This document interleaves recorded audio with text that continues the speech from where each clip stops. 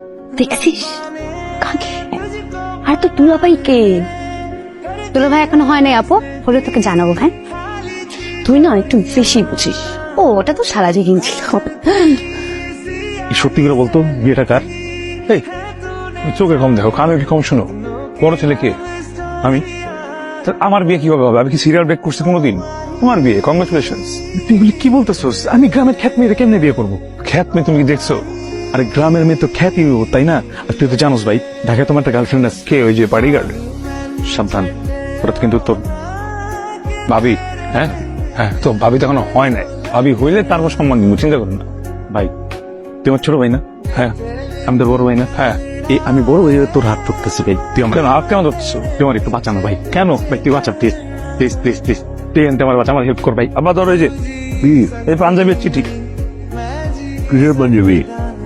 ভাইয়ের পাঞ্জাবি একটা চিঠি।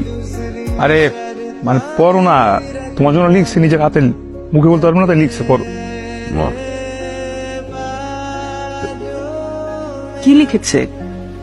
আম্মা আমি এক লাইনে বলি, ভাইয়া বিয়ে করতে পারবো না তাই ভাগছি। মানে? মানে হচ্ছে গিয়ে দেখো, আব্বার দোষ আছে।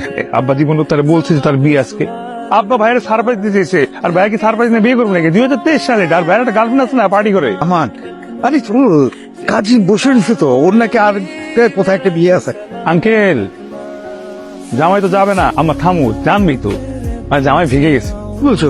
দেখেন আপনার মেয়ের বিয়ে, আপনার মেয়ের আপনি জানাইছেন না?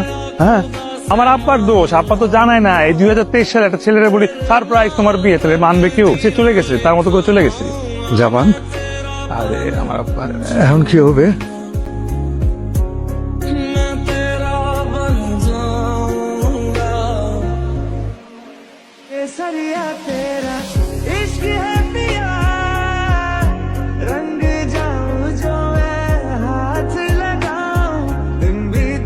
দেখেন কিছু কথা বলি। হ্যাঁ শোনেন, শুনতেছেন? আপনার সাথে কিন্তু আমার বিয়ে হওয়ার কথা ছিল না।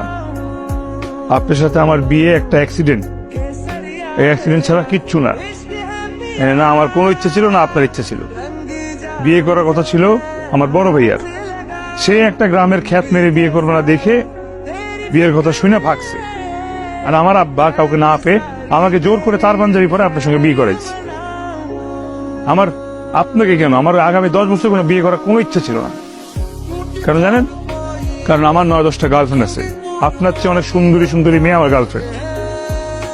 যাই হোক, এখন আপনি আসছেন, বিয়ে করছেন, আপনি থাকেন, খান, ঘুমান, যা খুশি করেন।